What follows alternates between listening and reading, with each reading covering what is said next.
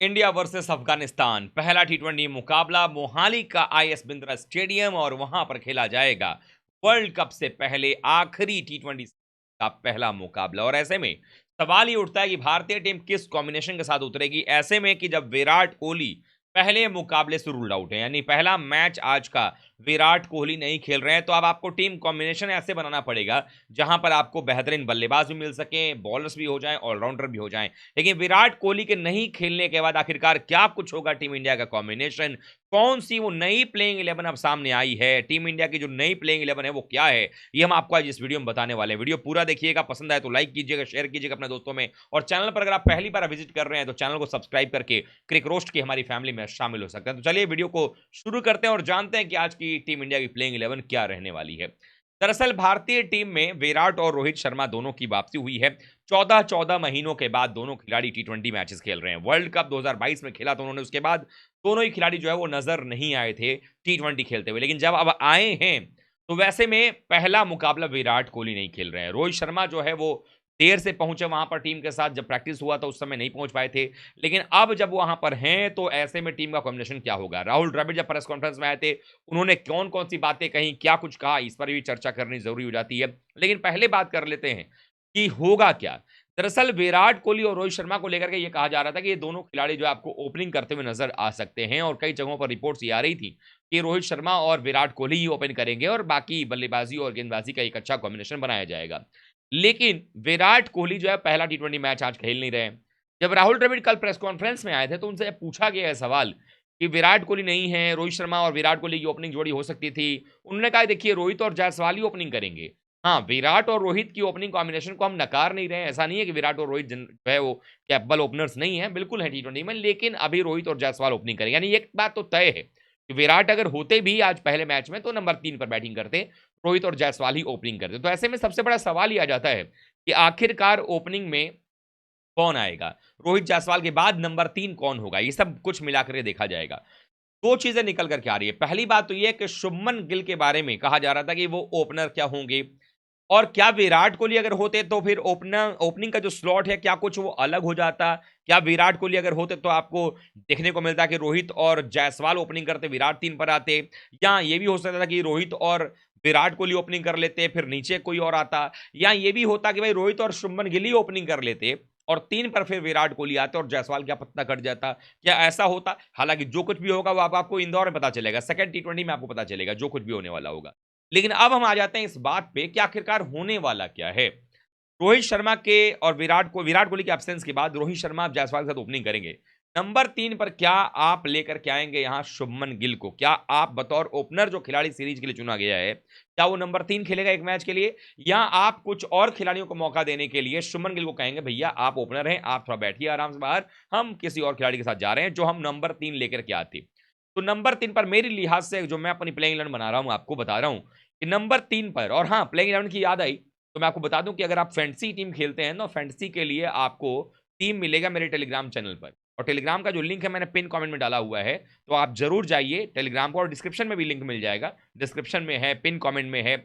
आप जाइए Telegram join कीजिए, वहां पर आपको फैंटेसी टीम भी मिल जाएगी, बहुत सारे स्टैट्स भी मिलते हैं, मीम्स वगैरह भी शेयर होती हैं, बहुत कुछ मिलता है टेलीग्राम पर, तो उसको जरूर ज्वाइन कर लीजिएगा। लिंक जो है डिस्क्रिप्शन में और पिन कमेंट में पिन किया हुआ है। तो चलिए हम आ जाते हैं अपनी प्लेइंग 11 पे।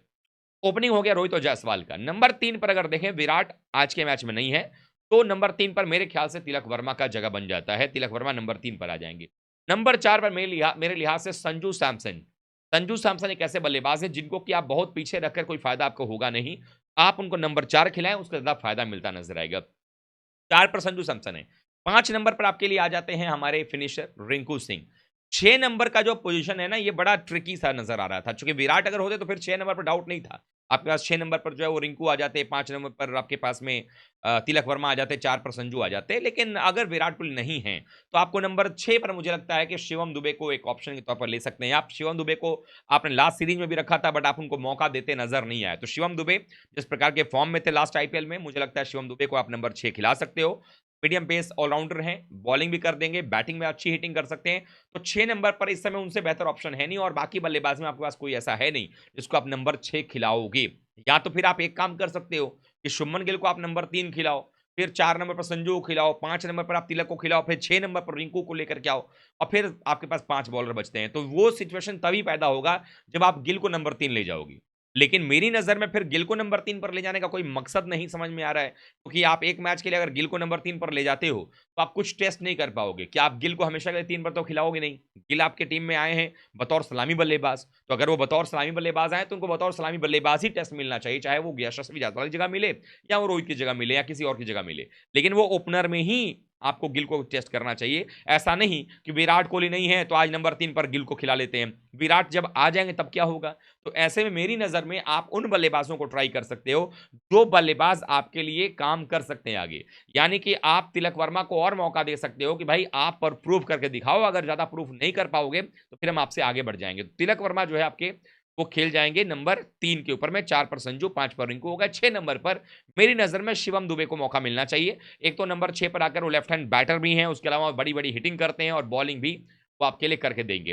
नंबर 7 पर आपके पास में अक्षर पटेल हैं, जो बॉलिंग करेंगे और बैटिंग, टी20 में उनकी बैटिंग अच्छी है, बॉलिंग पर थोड़ा ध्यान देना पड़ेगा। 8 नंबर पर आपके पास 2 चॉइस हैं, कुलदीप यादव या रवि बिश्नोई। मेरे ख्याल से मैं रवि बिश्नोई के साथ जाना चाहूंगा भारत की कंडीशंस में, या इवन जब आप वर्ल्ड कप भी खेलने जाओगे तो यूएस और वेस्ट इंडीज कंडीशन में बिश्नोई को आप एक अच्छा मौका बना सकते हो दे करके। तो 8 नंबर पर वो हो गया। 3 तेज गेंदबाज मैं खिलाऊंगा मोहाली के मैदान पर, आवेश खान, अर्शदीप सिंह एंड मुकेश कुमार। यही 3 आपके तेज गेंदबाज हैं भी इस पूरे स्क्वाड के अंदर अगर देखा जाए तो मेरी नज़र में जो है ये 3 गेंदबाज जो ये हो जाएंगे। तो अब जो प्लेइंग 11 बन रही है वो प्लेइंग 11 ध्यान सुन लीजिएगा। रोहित शर्मा, यशस्वी जायसवाल 2 हो गए ओपनर, 3 नंबर पर तिलक वर्मा, 4 नंबर पर संजू सैमसन, 5 नंबर पर हमारे पास में है रिंकू सिंह, 6 नंबर पर है शिवम दुबे, नंबर 7 पर है अक्षर पटेल, 8 नंबर पर विष्णु है, 9, 10, 11 पर सिराज, सॉरी सिराज कह रहा हूं आपको, आपके अर्शदीप सिंह, आवेश खान एंड मुकेश कुमार। ये आपके हो गए 11।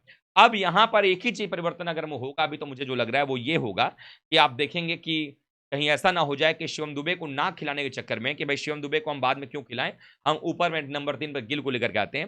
तो जैसा मैंने शुरू में कहा कि गिल को अगर आप ऊपर लेकर के आते हो उसका कोई मकसद मुझे समझ में नहीं आ रहा है कि कोई उसका औचित्य होगा, क्योंकि फिर अगले मैच में अगर जायसवाल मान लीजिए अच्छा बना देते हैं रन, और अगर नहीं बनाते तो एक मैच से आप जायसवाल को बाहर कर नहीं सकते हो, तो फिर अगले मैच में फिर गिल को आप कहाँ खिलाओगे? और गिल को अगर विराट के आने के बाद अगर गिल को आप चाहते हो कि नहीं भाई विराट ओपनिंग कर रहे हैं, फिर गिल 3 पे आए और जायसवाल को बाहर करो, वो भी सही नहीं होगा।